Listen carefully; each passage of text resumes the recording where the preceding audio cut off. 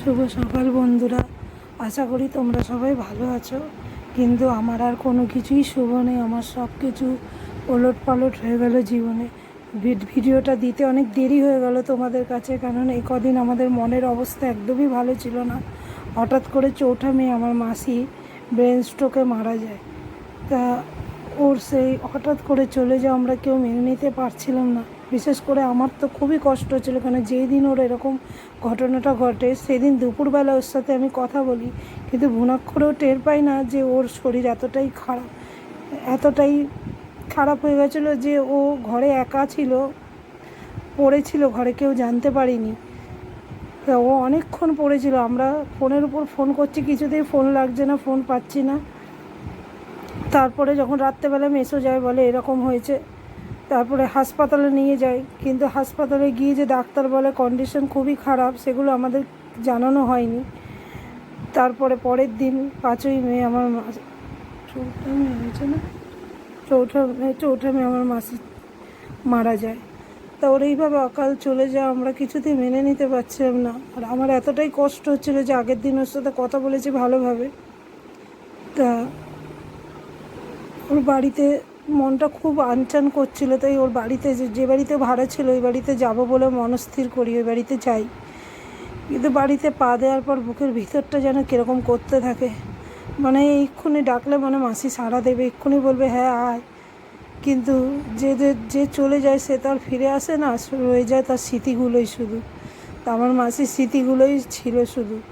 তা ঘর বন্ধ ছিল, আমি বাইরের দিয়ে ঘরটা দেখে এসেছি। হ্যাঁ, আমি আর আমার কান্না চেপে রাখতে পারিনি, আমার বুকের ভিতরটা যেন ফেটে যাচ্ছিল। ওর এইভাবে চলে যাওয়া, হ্যাঁ, একটুখানিও বুঝতে পারিনি যে ওর এরকম পরিণতি হবে, এরকম অবস্থা হবে। ভগবান শত্রুকে যেন এরকম দিন না দেখায়। ওর সাজানো গোছানো সব সংসার সব যেমনকার তেমন পড়ে রইল। ওর এই যে নিজে হাতে করে গোছানো সমস্ত কিছু। আর আমার মাসি এতটাই কাজের ছিল আর এতটা পরিপাটি, এত গোছানো ছিল, তোমরা দেখলে বুঝতে পারবে যে ওর ঘরের ভিতরটা। তো ওখান দিয়ে কাঁদতে কাঁদতে চলে এলাম। আমি আমার বরকে নিয়ে, আমার মেয়েকে নিয়ে গেছিলাম। ওরা আমাকে এই কটা দিন আমাকে ওরা খুব সাপোর্ট করেছে, খুব করেছে। আর আমার এতটাই মন খারাপ ছিল, মানে আমি কি বলবো তোমাদের, বলে বোঝাতে পারছি না। একমাত্র যাদের উপরে এই জিনিসটা তারাই একমাত্র বুঝতে পারবে যে আপনজন হারানোর যে কী কষ্ট, সেটা একমাত্র তারাই জানে। তারপরে ওখান দিয়ে বেরিয়ে চলে এলাম মায়ের বাড়িতে। মা অপেক্ষা করছিল। মায়েরও মন মেজাজ একদম ভালো ছিল না। আমার মাসিরা ছিল 3 বোন 2 ভাই। তা আমার মাসি ছিল সবার থেকে ছোট, কিন্তু সবার ছোট হয়ে যে এইভাবে আগে চলে যাবে আমরা কোনো দিন ভাবতে পারিনি। হ্যাঁ, ইদানিং ও গরমে প্রচণ্ড কষ্ট হচ্ছিল, কষ্ট পাচ্ছিল। আমিও অনেকবার বলেছি আমার বাড়িতে আয়, কিছুতে এলো না। হ্যাঁ, অনেকবার বলে মা আমার বাড়িতে এসেছে, কদিন এসে থেকে যা, কিন্তু কিছুতে থাকলো না। তারপরে সেই দিন এলো যেদিন ওর শ্রাদ্ধ শান্তি কাজ হয়েছে। তা যাই হোক, আমরা ওখানে কেউ যাইনি।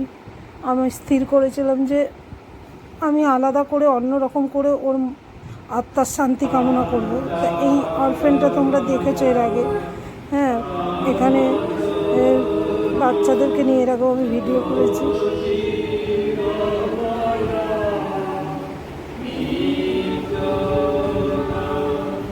তো এখানে আমরা এসে প্রার্থনা করলাম ওর জন্য, আত্মার শান্তি কামনা করলাম, ও যাতে ও ভগবান ওর আত্মার শান্তি দেয়। ওর বাচ্চা কাচ্চাও ছিল না, আমরাই ছিলাম ওর বাচ্চার মতো। আমাদেরকে ছোটো দিয়ে হাতে কোলে পিঠে করে মানুষ করেছে। আমাদের সমস্ত কিছু, বিশেষ করে আমার সাথে ওর আলাদাই মানে একটা বন্ডিং ছিল। ওর সাথে সিনেমা দেখা, ঝগড়া করা, গল্প করা, মনের কথা বলা। তারপরে যত আমার ওর বয়স হতে থাকে, আমিও একটা বয়সে গিয়ে পৌঁছাই। ওর কষ্টটা আমি আরও বিশেষ করে বুঝতে পারি যে সন্তান না থাকলে কী যে কষ্ট হয়। তারপরে প্রথমত থাকতো একা ঘরে, কেউ থাকতো না। মেসে চলে আসতো কলকাতায় কাজে। হ্যাঁ, সারাটা দিন একা থাকতো। আমাকে ফোন করতো, আমার মাকে ফোন করতো, সবার সাথে কথা বলতো। হ্যাঁ, আমরাও খোঁজ খবর নিতাম। আমারও কাজ টাজ হয়ে গেলে খোঁজ খবর নিতাম যে কী করছিস, কেমন আছিস। তো এইভাবে যে চলে যাবে আমি কোনো দিন ভাবতে পারিনি। আরও কিছু বছর যদিও আমাদের কাছে থেকে যেত।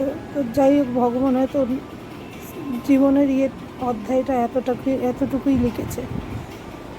তা আমি বলতে পারছি না, আমার খুবই কষ্ট হচ্ছে।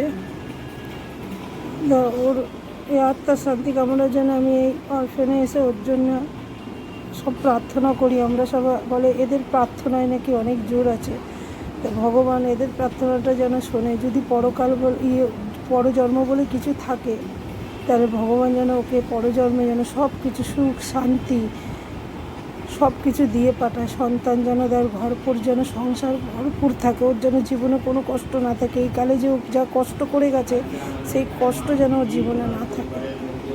তা আমি আর কি বলবো, তো এইভাবে চলে গেল আমাদেরকে ছেড়ে। তারপরে এই বাচ্চাগুলোকে আমি একটু খাবার নিয়ে এসেছিলাম ওদের জন্য কিছু, ওই খাবারগুলো ওদের হাতে তুলে দিলাম।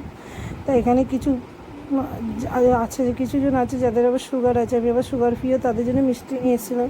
তা আমি বেশি কিছু খাবারের আয়োজন করিনি, একটু প্রার্থনার পরে এইটুকুনি খাবারে মিষ্টি আর একটু স্ন্যাক্সের ব্যবস্থা করেছিলাম। আর কিছু টাকা ওদের হাতে দিয়ে এসেছি, যাতে ওরা যেদিন হোক একদিন ওদেরকে ভালো করে খাইয়ে দেয়। আমি এই দিদির সামনে যে দিদি দেখছো ক্যামেরা করছিল, ওই দিদির এই অরফেনের মেন, ওনাকে বলে দিয়েছিলাম, উনি টাকা দিয়ে দিয়েছি, উনি বাচ্চাদেরকে একদিন ভালো করে খাইয়ে টাইয়ে দেবে। তো তোমরা সবাই আমার মাসির আত্মার